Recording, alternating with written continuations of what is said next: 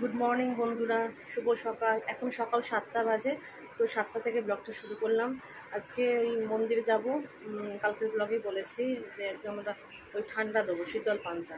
ওর জন্য দেখো চান টান করে শাড়ি টাড়ি পরে নিয়েছি, একবারে কাজকর্ম সেরে চান টান করে নিয়েছি। আর ওদিকে দাদা ভাইও করে নিয়েছে, ও রেডি হচ্ছে, দুজনে একসঙ্গে যাব। ওরও চান হয়ে গেছে। আর এদিকে দেখো ঠাকুর সিংহাসন মোছানো হয়ে গেছে। আগে পুজোটা দিয়ে আসি বাইরে, তারপর এসে ঘরের পুজো করা হবে। কেন বলো তো, বাইরে দেখো রোদ চলে এসছে, ওই রোদটাকে অ্যাভয়েড করবো বলে তাড়াতাড়ি করছি, তারপরে ফাঁকাও পাওয়া যাবে। তো চলো আর বেশি কথা বাড়াচ্ছি না, চলো বাইরে গিয়ে শুরু করছি, দেখাচ্ছি। বেশি দূর না মন্দির, আমাদের এখান থেকে 5 মিনিট লাগে হাঁটতে শীতলা মায়ের মন্দির। চলো ওখানে গিয়ে মায়ের পুজোটা দিয়ে আসি তাড়াতাড়ি করে। সব কিছু দিকে রেডিও করে নিই, চলো ব্যাক ক্যামেরা করে দেখাই। দেখো এই যে মাকে দেবো পুজোতে, এখানে ফল টল সব গুছিয়ে নিয়েছি। কেন ওখানে পাশেই আবার শিবের মন্দির, শিবের ইয়েও আছে। এই দেখো এখানে সব গুছিয়ে নিয়েছি, যা যা নেওয়ার। এটা চাপা দিয়ে নি। মোমবাতি নিয়েছো? আর এইখানে নিয়েছি শিবকে দেবো বলে বেল ফেল আছে, বেলপাতাও আছে, এটা শিবকে দেবো। তো চলো আমরা বেরিয়ে যাই। রাস্তায় বেরিয়ে গেছি আমরা। আর দাদাভাই সামনে আছে, আমি কিছু ধরতে পারছি না, কেন এক হাতে ফোন, এক হাতে ইয়ে ধরা যায় না, আবার শাড়িও ম্যানেজ করতে হবে। চলো, যা রোদের তাপ পড়ে না, উঠে যাবে, ওই জন্য রোদের জন্যই তাড়াতাড়ি করে পুজোটা সকাল সকাল দিয়ে দিই।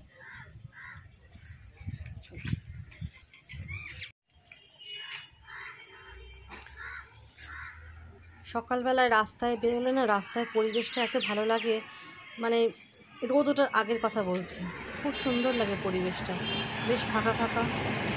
দেখো এখন সকাল 7টা বাজে, রাস্তার পরিবেশটা বেশ ফাঁকাই আছে, এখনও সেরকম লোকজন চলছে, গাড়ি ঘোড়াও কম, রাস্তাটা ফাঁকা। মানে এরপর যত বেলা বাড়বে তত মানে এই রাস্তা গিজগিজ করবে। আর এখন যদিও কদিন ধরে রোদের তাপটা এত বেশি পড়ায়, ওই জন্য ন্যাচারালি লোক একটু কমই রাস্তায় বেরোচ্ছে, কিন্তু এই রাস্তা সহজে ফাঁকা থাকে না, সব সময় গিজগিজ করে।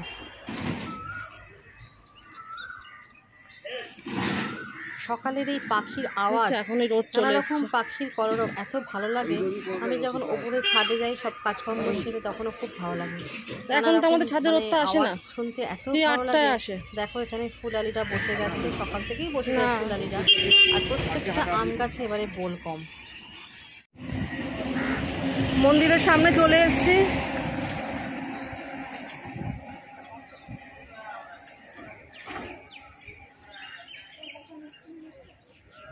এটা আমাদের একটা মঞ্চ, মৈত্র মঞ্চ। এখানে নানা রকম অনুষ্ঠান হয়, ফাংশন টাংশন, থিয়েটার হয়, কোনো প্রোগ্রাম। সামনে সাইড হ বড় বড় ট্রাক পাস করছে।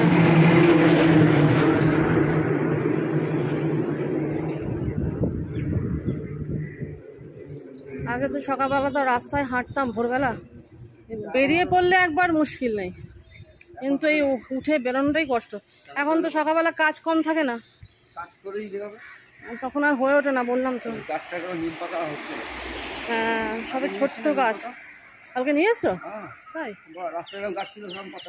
এই দেখো সামনে একটা নিম পাতা গাছ, তো ওই তো তোমার সামনে।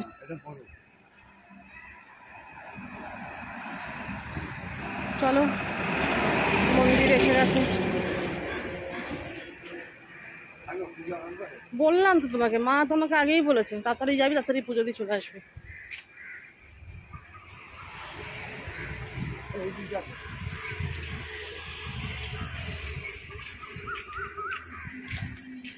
এই যে আমাদের মন্দির, শীতলা মায়ের মন্দির এটা। চলো মন্দিরে ঢুকি। সকালবেলা এসছি তো, মন্দিরে লোক ছিল বলতে এই 5-6 জন ছিল, মোট 5-6 জন লোক ছিল, বেশি ভিড় ছিল না। আর যারা ছিল তারা সবই মানে বাঙালি না, সব নন বেঙ্গলি।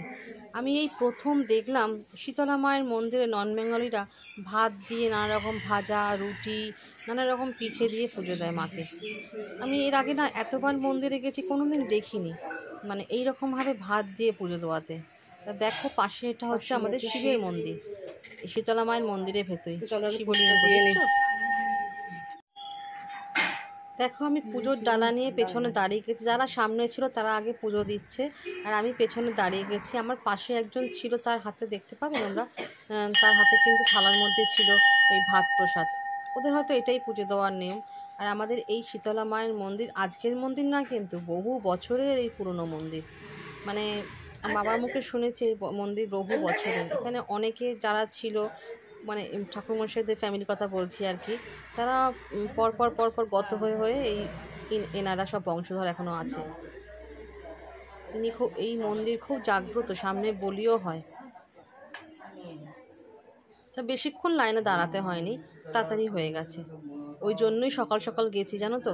আর সকাল সকাল গেছি তার একটা কারণে, ভিড় তো আছেই, আর রোদের তাপের জন্য আমি সকাল সকাল গেছি। দাদাভাইকে বললাম, দাদাভাই বললো তাড়াতাড়ি ঘর এসে পুজো করে এসে বাইরে মন্দিরে পুজো দিয়ে এসে মাকে তারপর ঘরে পুজো করব। অনেকে আবার কি করে জানো, এই শীতলা মন্দিরে পুজো দিয়ে আমাদের বেলগেছের ওখানে একটা উলাই চণ্ডীতলা বলার জায়গা আছে, সেখানে পুজো দেয়। আমার বাপের বাড়ির নিয়ম এইটা, কিন্তু আমার শ্বশুর বাড়িতে আমার শাশুড়ি সবাইকে দেখি আমরা এখানেই পুজো দিতে, ওই জন্য আমিও এখানেই পুজো দিই। তো আমি দাঁড়িয়ে গেছি পাখা নিয়ে, ফল নিয়ে। আমি তো ডালা ধরে নিয়ে এসেছিলাম, কোনটা মায়ের মন্দিরে দেবো আর কোনটা শিবের মন্দিরে দেবো। মাকে একটু হাওয়া দিয়ে নিচ্ছি। দেখো এই যে ভাত প্রসাদ নিয়ে এসছে, আর ঠাকুরমশাইকে বলছে ভাতটা সিংহাসনে চড়াতে।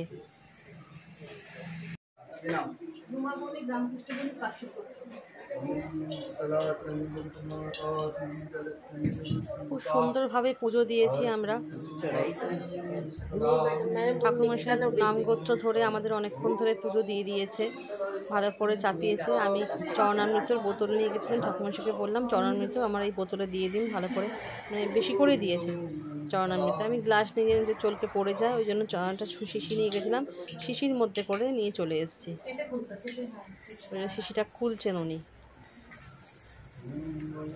আর যেটা বলছিলাম, ওই ভাত প্রসাদ নিয়ে ঠাকুরমশাইকে বলছে এই ভাত প্রসাদটা একটু মায়ের পায়ে ছুঁয়ে দিন। ঠাকুরমশাই বলছে না না, এটো ভাত আমরা ঠাকুরকে ছোঁয়াবো না। ন্যাচারালি আমরা হিন্দুরা বাঙালিরা তো ভাত দিয়ে তো ঠাকুরকে ছোঁয়াই না। হ্যাঁ, নিবেদন করা হয় মা, যেখানে তারাপীঠের মাকেও প্রসাদ নিবেদন করা হয়, কিন্তু এখানে এই মন্দিরেতে কোনো ভাত প্রসাদ ঠাকুরকে ছোঁয়ায়নি। ওই জন্য বললাম আমরা পুজো দিয়ে দিতে পারি, কিন্তু ঠাকুরকে ভাত ছোঁয়াবো না, ওটাই ওনারা বললেন। কোনোদিন দেখিনি, প্রথম দেখলাম এই জিনিসটা। তা আমার পুজো দেওয়া ওইদিকে চলছে, ঠাকুরমশাই দিয়ে সব দিয়ে দিল পুজো দিয়ে।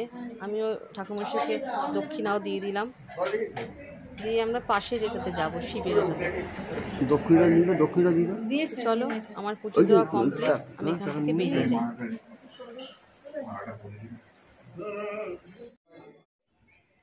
ঠাকুর মন্দিরে দেখো আমি ঘুরে ঘুরে একটু হাওয়া দিয়ে নিচ্ছি, মানে এই পাখাটাই তো আবার ঘরে চলে যাবে, ওই জন্য ভালো করে একটু সব মন্দিরে ঘুরে ঘুরে চারিদিকে আমি হাওয়া দিয়ে নিচ্ছি। আজকে মন্দিরে বেশিরভাগটাই সব নন বেঙ্গলি ছিল, বাঙালি খুব কম ছিল। তোমাদের বললাম না এখানে বলি দেওয়া হয়, এই জায়গাটা হচ্ছে ঠাকুরের বলির জায়গা।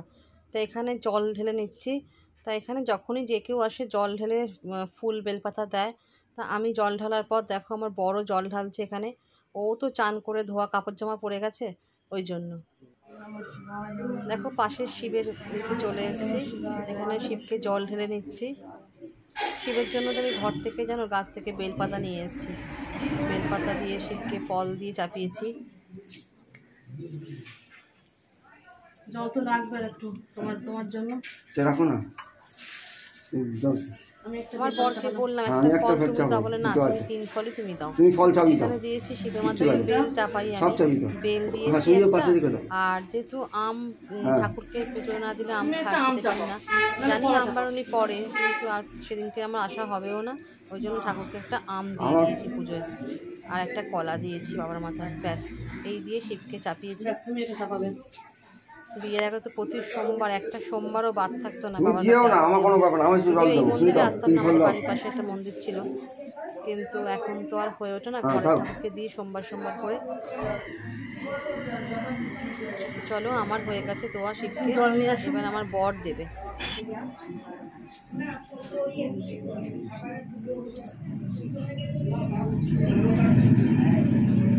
জানো ঘটি নিয়ে যেতে ভুলে গেছি, একজনের কাছ থেকে ঘটি চেয়ে তিনি ঘটি দিলেন বলে জল ঢালতে পেরেছি, ঘটি নিতেই ভুলে গেছি একদম। সামনে যে ঠাকুরের সামনে এবার ধূপ মোমবাতি ঘুরিয়ে নিচ্ছি, শীতলা মায়ের সামনেও ঘুরিয়েছি, যেহেতু ধূপ মোমবাতি মন্দিরের ভেতরে দেওয়া নিষেধ, ওই জন্য ঘুরিয়ে নিয়ে বাইরে একটা জায়গা আছে সেখানে রেখে দিতে হবে। তো ভালো করে ঘুরিয়ে নিলাম, আমিও ঘুরিয়েছি, আমার বড় ঘুরিয়েছে, ঘর থেকে সব নিয়ে গেছিলাম গোছ করে এগুলো। তো চলো ঘোরানো হয়ে গেছে এগুলো সব, পুজো আমাদের দেওয়া হয়ে গেল। তো চলো এবার যাই, রোদও উঠে গেছে তাই তো, পুজো শেষ, দেওয়া, এখন খুব ভিড় হয়েছে, প্রচণ্ড ভিড়। পুজো তো দেওয়া হয়ে গেল, ব্যাস পুজো তো ফাঁকা ফাঁকা দেওয়া হয়ে গেল, ব্যাস এবার ভিড় হচ্ছে আস্তে আস্তে। নোংরাগুলো মারিও না, না লাগবে না।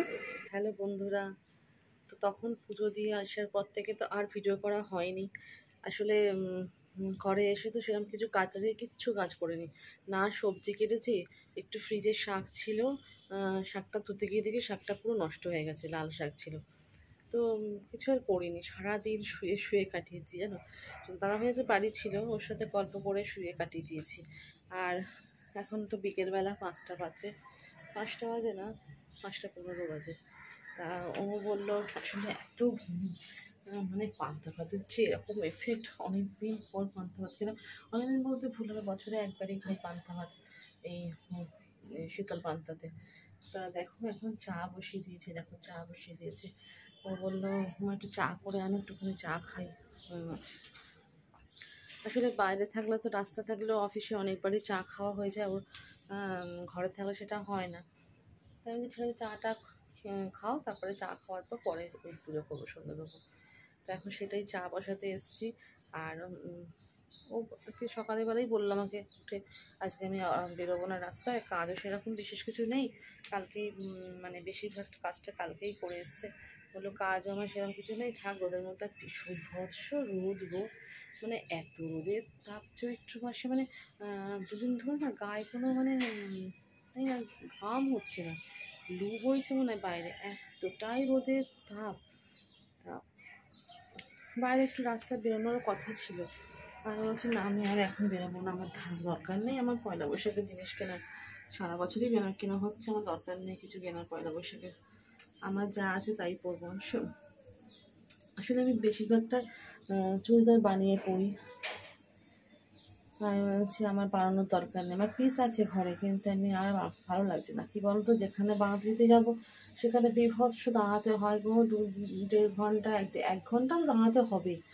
আমি বলছি আমি পারবো না দাঁড়াতে, পরে যাবো। কেন বলো তো, এখন আবার মুসলমানদের একটা ঈদের ব্যাপার আছে, সেই জন্য ভিড় আছে মার্কেটে। এই পর্বটা মিটে যাক, তারপরে যাবো, মানে পরে দেখা যাবে।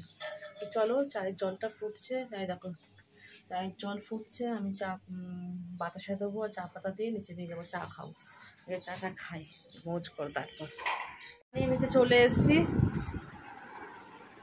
ওকে ডাকলাম, পান্তা ভাতের রেশ আর কাটছে না, কেন বলো, জল খাবে, এটা সাইড করে রাখো, রাখো রাখো রাখো।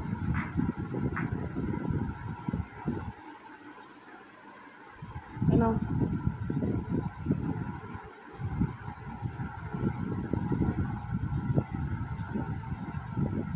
চা আর ফ্রিজে খাস্তা ছিল, খাস্তাটা একটু মাইক্রোওভেনে গরম করলাম, এটা দিয়েই খাই। চলো আমিও চাটা খেয়ে নিই। সকালবেলা আমরা পুজো দিয়ে বেরিয়ে চা খেয়েছিলাম, তখন একটা দোকান ছিল, ওখানে ঘরে তো গ্যাস জ্বালাতে পারবো না, ওই জন্য আমাদের ওই মন্দিরের পাশেই একটু পার্কের সামনে আমাদের একটা দোকান আছে, ভীষণ ভালো চা করে, দুধ চা। তা ওখানে চরণামৃত খেয়ে, ওই দোকানের সামনে চরণামৃত খেয়েছি, খেয়ে একটু মুখে দিতে ঠাকুরের চরণামৃত খেয়ে তারপরে আমরা চা খেয়েছি, ওই বড় কাপের 1 কাপ করে চা খেয়েছি। চাটা এত ভালো, চা মুখে লেগে আছে, নাও চাটা এত সুন্দর চা। ওই চা খেয়ে তারপরে বাড়ি এসেছি, তাই এসে পুজো টুজো হলো, তারপরে আমরা ব্রেকফাস্ট করেছি, তখন কটা বাজে, 9:30 বাজে ব্রেকফাস্ট করেছি, ওই কালকে পরোটা করেছিলাম, পরোটা আর ছোলার ডাল দিয়ে। তো চলো চাটা খেয়ে নিই, আগে চাটা খেয়ে নিই, পরে আসছি।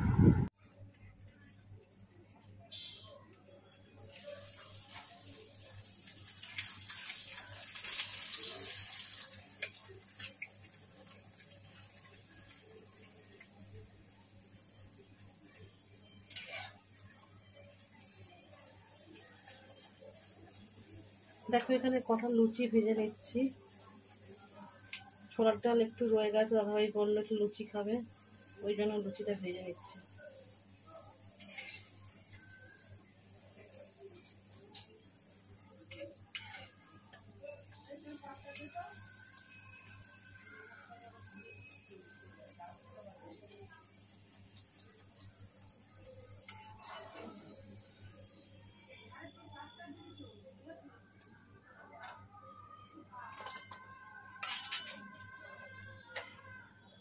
আটা মাখার আগে থেকে আটা মেখে গিয়েছিলাম, পুজো টুজো করে একবারে আটা মেখে নিচে গেছি।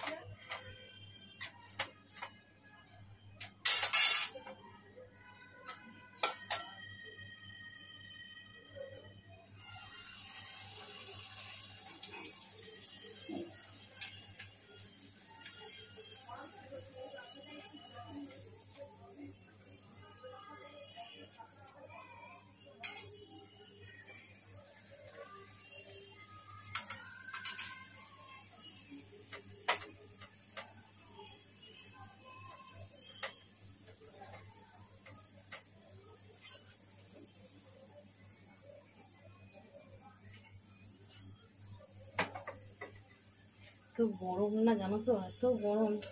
যদি খেয়ে দেয় একটু দেখি ছাড়ে যায়, একটু ভালো লাগছে না এত গরমে।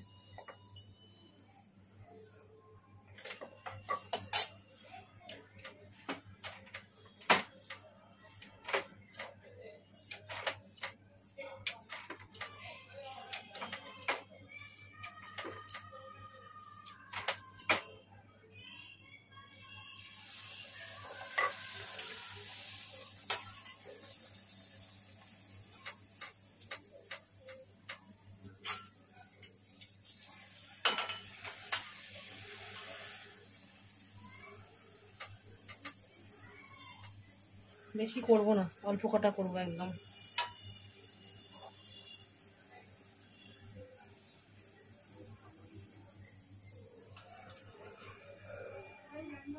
আমার সব কটা লুচি ভাজা হয়ে গেছে, এই দেখো, এই যে এই কটা ভেজে নিয়েছি লুচি, আর লাগবে না।